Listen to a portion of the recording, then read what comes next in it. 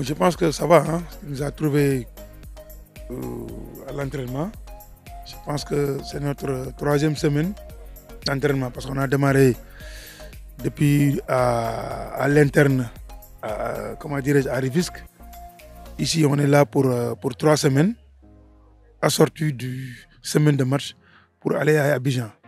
Je pense que tu nous as trouvé complètement à l'entraînement. Nous sommes vraiment dans le travail pour essayer au moins de peaufiner et de mettre en place une bonne équipe pour affronter le Stade d'Abidjan au tour préliminaire de la Coupe africaine de football. Le constat est là, hein, j'ai trouvé, c'est un lourd héritage.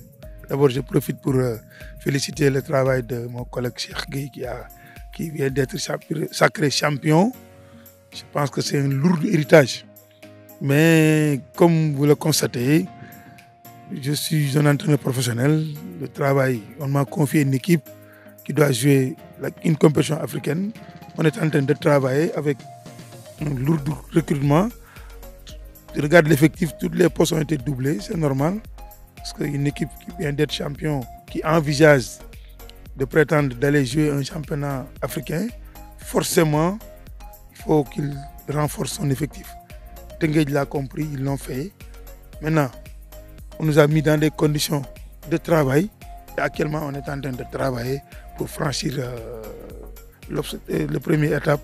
C'est le Stade d'Abidjan pour les matchs de préliminaire de tour de Coupe d'Afrique. Parce que je pense que maintenant, tout est dans les réseaux. Je pense que quand tu rentres dans les sites, tu vois tout. Moi, j'ai l'habitude de voir un peu les championnats ivoiriens. Mais je ne pensais pas avoir une idée de cette équipe. Mais actuellement, on a une équipe dirigeante qui travaille autour de ça pour vraiment voir et avoir une idée exacte de l'adversaire qu'on va d'abord rencontrer à l'aller et de jouer les matchs de retour ici à Thiès. L'avantage, je pense que c'est... En tout cas, il y a un match qui va se jouer sur aller-retour. Quand il y a l'avantage d'aller à l'extérieur et de recevoir à domicile, ça peut être un avantage. Donc cet avantage-là, on ne va pas le laisser partir.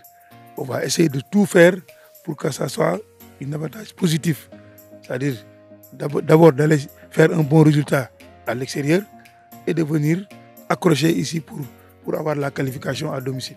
On ne peut pas être à 100%. On ne peut pas être aussi à 90%.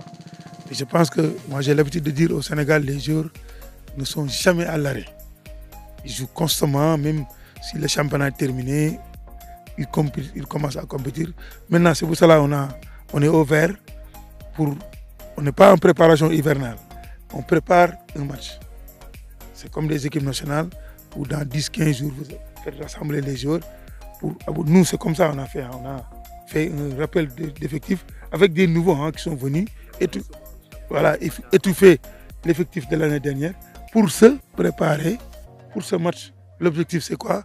C'est de tout faire pour passer ce cap abidjanais. Et je pense que nous sommes dans ce sens et nous travaillons pour atteindre l'objectif, c'est de passer de passer le premier tour. Et ça, c'est d'appeler la population, d'abord, surtout les supporters, de venir nous soutenir.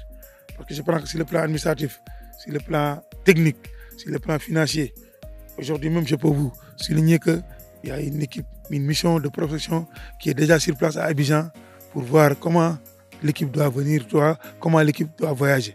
Donc ça veut dire que les gens ont pris les devants. Maintenant, on appelle les gens pour qu'ils viennent nous soutenir. Parce qu'aujourd'hui, on ne peut pas jouer sans public. Et tout le monde sait qu'à Rio, à Tenguej, il y a une foule derrière. Maintenant, on demande à la population sénégalaise de venir, de sortir et venir accompagner cette équipe de Tenguej pour qu'ils puissent franchir la qualification au soir du 25-26 pour le match retour à Thiès.